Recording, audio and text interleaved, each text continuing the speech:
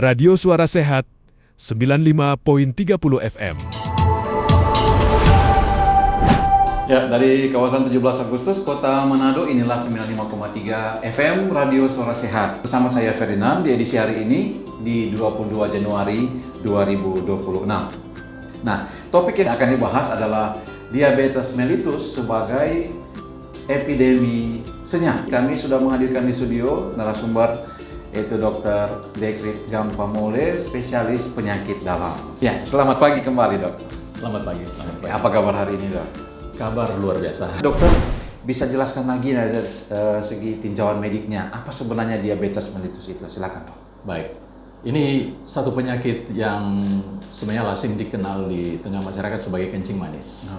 Kencing manis. Tapi kita populerkan istilah diabetes mellitus supaya orang juga cukup paham dengan sumber-sumber informasi yang lain yang umumnya beredar, misalnya sumber informasi dari internet dan sebagainya yang umumnya memakai istilah diabetes mellitus, sehingga lebih banyak orang akan lebih waspada terhadap hal itu dibandingkan istilah yang cukup lokal seperti kencing manis ya. Kencing manis atau sakit gula. Sakit gula, betul. Oke. Nah, kalau dilihat dari tinjauan yang dokter sebutkan tadi ya, ini kencing manis kalau secara pengertian publik, dan lebih spesifik lagi diabetes mellitus. Sebenarnya penyakit ini apa dan karena apa sebenarnya, Dok? Ya, ini penyakit yang cukup kompleks sebenarnya, tetapi asal muasalnya itu oleh karena tubuh kita itu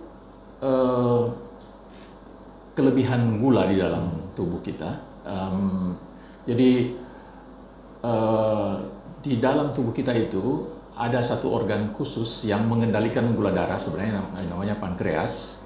Nah, pankreas ini selalu menghasilkan insulin untuk mengendalikan kalau gula darah sudah berlebihan, dia langsung semprot insulin sehingga gula darah akan turun. Nah, dia menjaga terus ini kadar gula darah, ya, insulin ini menjaga terus kadar gula darah sehingga dia tidak akan lebih dari normal. Jadi biasanya yang kita anggap normal itu sekitar 200 di dalam darah itu.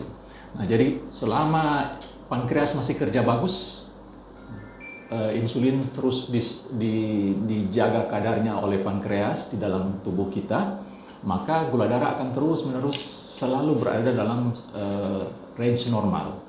Jadi kalau dia kekurangan, insulin akan dihentikan sedikit. Kalau dia sudah berlebihan, insulin akan disemprotkan lagi. Itu terus-menerus itu mekanismenya.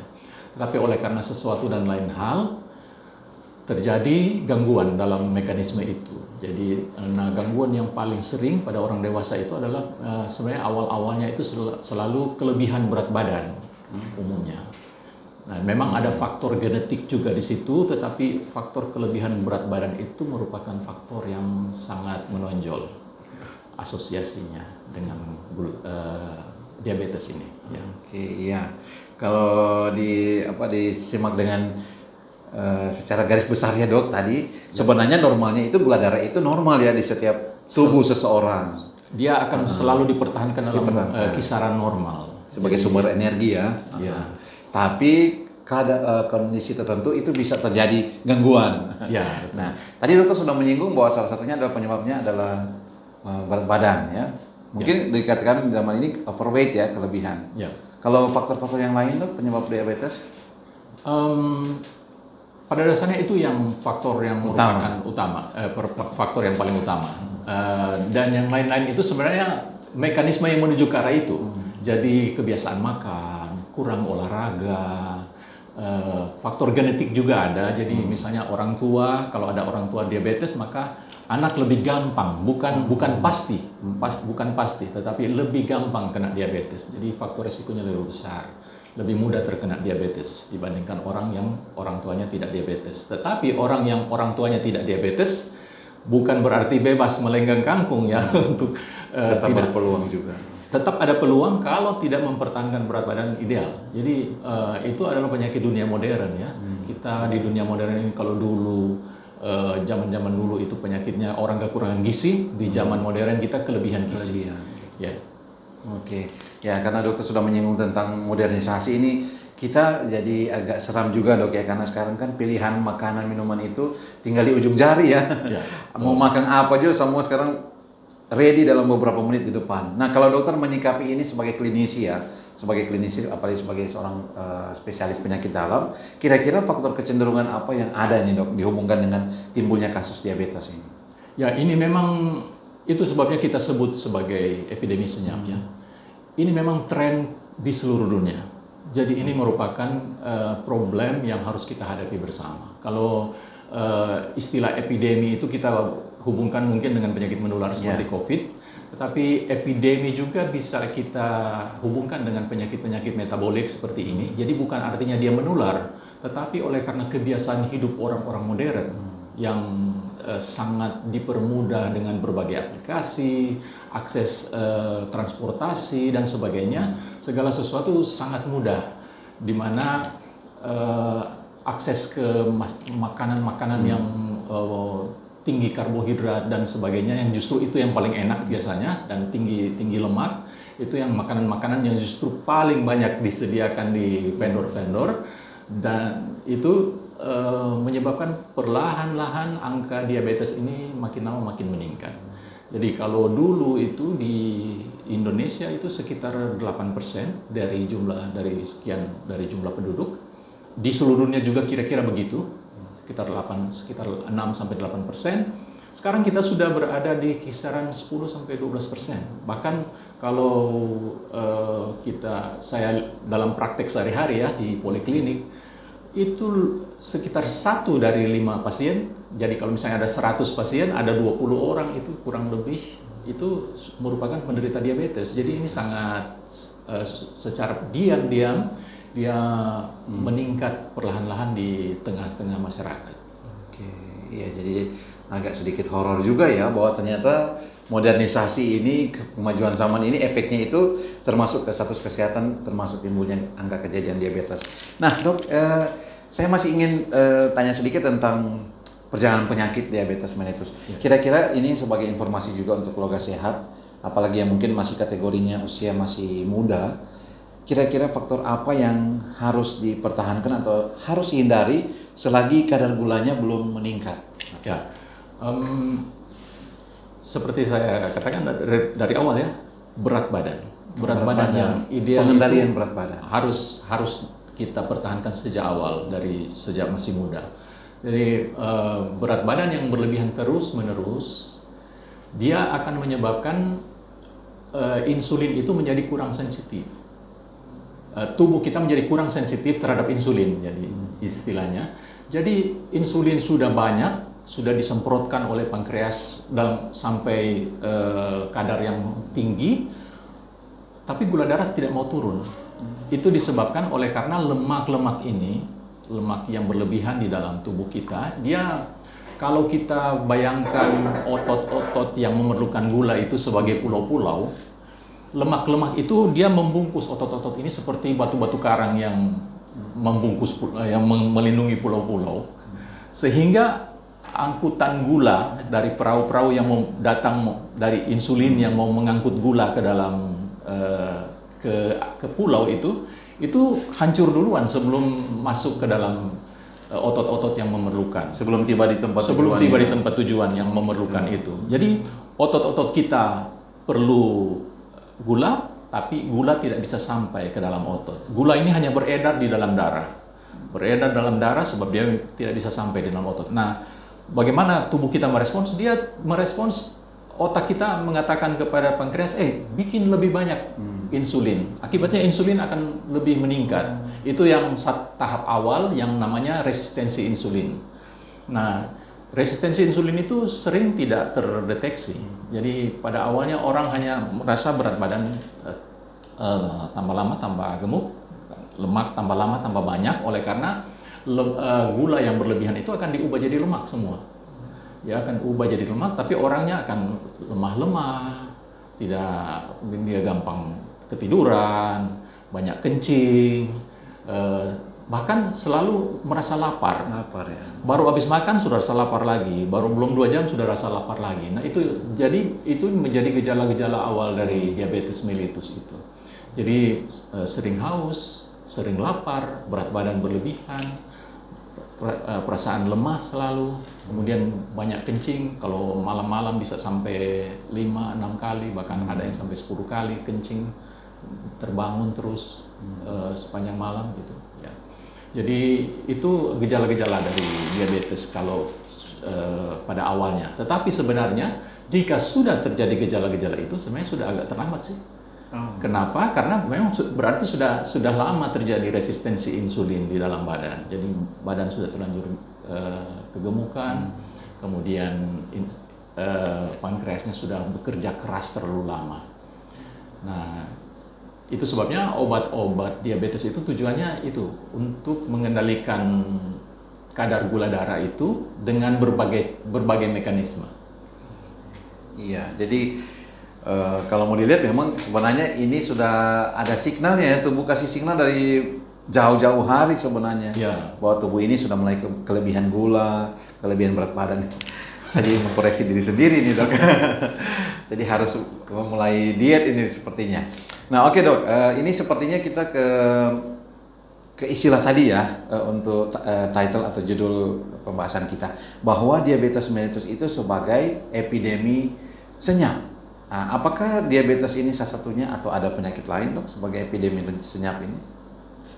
Ya, ini memang berhubungan dengan gaya hidup ya. Jadi dia berhubungan seluruhnya itu dalam satu kesatuan sindroma yang kita sebut sindroma metabolik istilahnya. Sindroma metabolik itu ya kelebihan kolesterol, kelebihan berat badan, dan resistensi insulin. Itu semua masuk dalam kategori sindroma metabolik itu. Nah, sindroma metabolik itu berhubungan dengan gaya hidup. Makan yang terlalu bebas, kemudian kurang olahraga, berat badan yang berlebihan. Itu gaya hidup modern yang kita akan temukan di mana-mana sama. Terutama yang paling banyak ya orang obesitas itu di Amerika, juga di Asia Pasifik, dan orang-orang Eskimo. Tetapi dia bukan kasus-kasus khusus ya. Jadi seluruh dunia sebenarnya sama-sama ini. Epidemi obesitas itu mulai perlahan-lahan makin lama makin meningkat. Kalau khusus untuk diabetes itu sekarang itu di seluruh dunia kurang lebih ada hampir 600 juta kasus diabetes yang terdiagnosa. Lalu diproyeksikan sekitar tahun 2050 nanti itu sudah akan melebihi 800 juta kasus. Jadi dia akan ada peningkatan sekitar 40-an persen kasus diabetes itu. Sebabnya kita sebut sebagai epidemi, sebab epidemi dan epidemi yang diam-diam, epidemi senyap. Sebab tanpa orang sadari makin lama akan makin banyak orang sakit oleh karena penyakit-penyakit metabolik ini.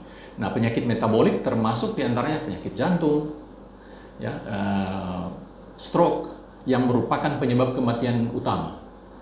Jadi penyebab kematian nomor 1 stroke dan penyakit jantung. Tetapi yang menjadi latar belakang dari keduanya adalah diabetes, hipertensi dan sebagainya. Itu semua saling berkaitan. Ya, jadi ada ternyata penyakit-penyakit yang lo bilang basudara ya. Basudara ini muncul satu-satu itu bisa secara berkelompok. Oke, dok, apakah ini bisa dicegah sebagai satu hal yang dikendalikan atau bagaimana dokter? Betul sekali. Jadi justru itu yang kesadaran yang harus kita sebarkan ke masyarakat, terutama melalui radio seperti ini, bahwa penyakit diabetes dan sindroma metabolik secara keseluruhan itu bisa kita cegah dengan perubahan gaya hidup. Ya, jaga berat badan yang ideal, jaga aktivitas fisik supaya selalu aktif secara fisik, dan makanan yang sehat ya, banyak serat, kurangi karbohidrat. Nah itu dia ya, kalangan masyarakat Sulawesi Utara itu agak susah di hari terakhir itu dok. Masalahnya di mana-mana selalu ada acara ya. Ya bahkan dong bilang, aduh ini acara lain kali satu hari itu bisa beberapa. Nah selalu pasti makan. Tapi kalau menurut dokter sebagai ya klinisi, bisa melihat bahwa ini kasus semakin hari semakin banyak. Apakah memang ada pembandingan dok kalau misalnya tahun-tahun sebelumnya meningkat atau yang sekarang bagaimana dok? Punya data? Ya itu yang saya sudah paparkan tadi, angka diabetes di Indonesia makin lama makin meningkat ya. Iya. Kalau dulu hanya sekitar 8% dari masyarakat, sekarang sudah ada di kisaran 12% ke atas. Bahkan ada yang provinsi yang saya lupa provinsi mana itu sampai 20%. Ya. Kalau Sulawesi Utara menempati posisi berapa ya dok? Kalau yang Sulawesi Utara kalau tidak salah menempati tempat ke-8 ya, saya kurang masuk 10 besar berarti ya? Termasuk 10 besar, iya. Aduh, luar biasa. Oke, baik. Masih bersama Dr. Dekrit Gampamole, spesialis penyakit dalam. Untuk Anda keluarga sehat di perbincangan pagi hari ini, kami juga nanti akan membuka kesempatan bagi Anda bergabung di 0851 8668 9530. Sekali lagi 0851 8668 9530 untuk Anda bisa berinteraktif bersama kami di talkshow pagi hari ini mengenai diabetes mellitus sebagai epidemi senyap. Tapi nanti di menit ke-30. Oke, kembali kita ke Dr. Dekrit nih. Dok, kalau misalnya seseorang sudah terdiagnosa sebagai penderita diabetes mellitus, sebaiknya apa yang dia harus buat? Selain tadi dokter sudah kasih advice jaga berat badan, tapi ceritanya ini sesuatu yang mungkin tidak bisa dihindari ya, karena faktor resiko itu malah susah untuk dia hindari, untuk serta-merta langsung ekstrim dia hentikan. Kalau menurut dokter seperti apa yang paling bijak? Pertama-tama memang pertama deteksi dini. Orang dengan kelebihan berat badan itu sebaiknya memeriksakan diri secara rutin, secara teratur, minimal check up kalau sudah di atas umur 30-an ke atas. Teristimewa kalau 35, 40 itu sudah minimal 1 tahun 1 kali check up, apalagi kalau berat badan berlebihan, kolesterol, gula darah dan sebagainya itu selalu check up. Yang perlu kita deteksi tanda-tanda diabetes. Jadi kriteria diagnosa diabetes mellitus kalau gula darah puasa, jadi dalam keadaan puasa kalau kita tidak makan selama 12 jam itu istilah kedokteran untuk istilah puasa ya, tidak makan apapun selama 12 jam. Tapi boleh minum air putih.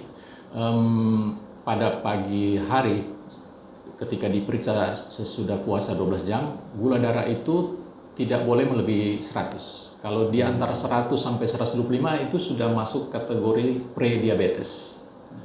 Jika sebelumnya belum pernah didiagnosa diabetes. Yeah. Jadi kalau diperiksa ternyata gula darahnya antara 100 sampai 125 itu sudah masuk kategori pre-diabetes. Itu sudah harus mulai waspada, mulai merubah gaya hidup dan cara makan. Kalau dia sudah di atas 126, gula darah puasanya itu sudah termasuk diabetes. Ya, gula darah puasa. Nah, kalau gula darah yang sesudah makan atau 2 jam sudah makan itu tidak boleh lebih dari 200. Kalau sudah di atas 200 itu apalagi sudah 2 kali konfirmasi dengan pemeriksaan gula darah, sudah 2 kali diperiksa dalam waktu yang berbeda, ternyata memang selalu di atas 200 kalau sesudah makan, maka itu merupakan diagnosa bahwa memang ini sudah diabetes. Sebab orang yang tidak diabetes, gula darahnya tidak akan naik sama sekali, tidak akan naik lebih dari kadar 200 itu. Nah, apa yang kita harus lakukan? Maka itu sebaiknya kalau pertama kali didiagnosa ternyata sudah ada diabetes, maka lakukan check up secara menyeluruh dulu. Apa-apa faktor yang lain, jadi berat badan dilihat, kemudian kesehatan jantung juga dilihat, kemudian modifikasi gaya hidupnya, mulai menata kembali diet kebiasaan makannya, kemudian mulai programkan aktivitas fisik secara rutin. Nah, minimal itu disarankan minimal 30 menit sehari kita melakukan aktivitas fisik dalam kategori sedang. Jadi sedang sampai yang cukup intens. Nah, kalau yang kategori sedang ya minimal jalan kaki cepat ya, jalan kaki dengan pace yang cepat. Jadi bukan jalan kaki santai, jalan-jalan di Mantos dan sebagainya. Itu tidak termasuk. Jalan-jalan sambil belanja itu dok ya.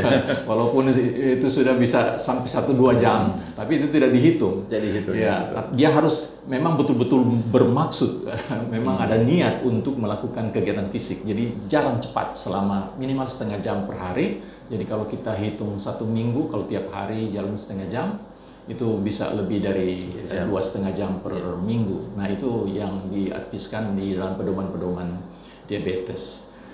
Nah kalau kita mau istirahat misalnya cuma tiap 2 hari, berarti 1 jam 1 hari, kemudian tiap 2 hari misalnya. Jadi tinggal diatur bagaimana intensitasnya. Ya. Ada intervalnya ya, bisa Ya. diatur. Oke, Dok, bicara tentang diabetes sendiri kan kalau merujuk ke beberapa referensi kan ada 2 tipe ya, Dok? Ya. Nah, mungkin bisa dokter juga share ke pendengar keluarga sehat ini. Ya, Apa ini sebenarnya sejauh ini, karena saya ahli penyakit dalam ya, jadi yang kita bicarakan sejauh ini adalah diabetes mellitus pada orang dewasa. Nah, itu disebut diabetes mellitus tipe 2. Nah, diabetes mellitus ada lagi yang tipe 1, itu diabetes mellitus yang kena di anak-anak. Tetapi penyebabnya, mekanismenya sangat berbeda dengan diabetes pada orang dewasa. Kalau pada anak-anak biasanya memang itu penyakit pada pankreas. Umumnya ada hubungannya dengan infeksi atau penyakit autoimun yang terkena pada organ pankreas, sehingga pankreas itu gagal membuat insulin sebab sel-sel pembuat insulin itu rusak pada waktu masih anak-anak. Nah, pada tipe 1 itu biasanya dia memerlukan insulin seumur hidup. Dia mutlak memang harus suntik terus-menerus seumur hidup sebab memang tidak ada cara lain. Kalau tidak memakai insulin, dia akan masuk dalam komplikasi diabetes yang disebut koma, ketoasidosis misalnya. Jadi memang kalau dia kena pada diabetes tipe 1, dia sangat tergantung dengan insulin. Jadi itu ya perbedaannya. Jadi yang dokter jelaskan dari awal itu yang disebut dengan diabetes tipe 2 sejauh ini. Ya. Nah, kalau masih bicara tentang diabetes sendiri, Dok, itu kan kadang-kadang bisa sampai, bukan kadang-kadang ya, tapi sering sampai pada timbulnya luka yang tidak sembuh. Ya. Kalau dokter gimana? Itu sudah merupakan komplikasi jangka panjang dari diabetes. Jadi kalau diabetes itu komplikasinya ada komplikasi jangka pendek dan komplikasi jangka panjang. Komplikasi yang akut jangka pendek itu bisa gula darahnya terlalu drop, bisa juga gula darahnya sangat tinggi sekali. Itu 2 komplikasi yang jangka pendek. Yang itu memang komplikasi yang harus memerlukan tindakan masuk rumah sakit langsung segera. Itu dia kalau sudah terjadi. Lalu ada komplikasi-komplikasi jangka panjang. Komplikasi jangka panjang itu merupakan komplikasi diabetes yang menyerang berbagai organ. Oleh karena diabetes itu jika kadar gula darah di atas 200, dia akan merusak organ-organ target itu secara perlahan-lahan. Itu sebabnya orang seringkali tidak menyadari bahwa sudah mulai terjadi komplikasi jangka panjang dari diabetes. Nah, organ-organ target itu yang bisa terkena saraf di perifer, di saraf-saraf perasa di perifer seperti ini yang kita pakai untuk merasakan panas, suhu dan sebagainya, dan saraf pusat otak. Itu pertama. Lalu diabetes juga bisa terkena pada pembuluh-pembuluh darah di mata yang kemudian bisa juga menyebabkan katarak jauh lebih cepat. Jadi kalau orang yang ada diabetes umumnya kena katarak 10 tahun lebih cepat daripada orang yang tidak diabetes. Kemudian diabetes juga bisa menyebabkan komplikasi pada jantung sebab diabetes mempermudah penyumbatan oleh kolesterol pada pembuluh darah di jantung yang menyebabkan akan terjadi penyakit jantung koroner yang bisa berakhir jadi serangan jantung. Diabetes juga akan menyebabkan gangguan pembuluh darah pada ginjal yang dalam jangka panjang akan menyebabkan gagal ginjal yang pada akhirnya orangnya harus memerlukan cuci darah.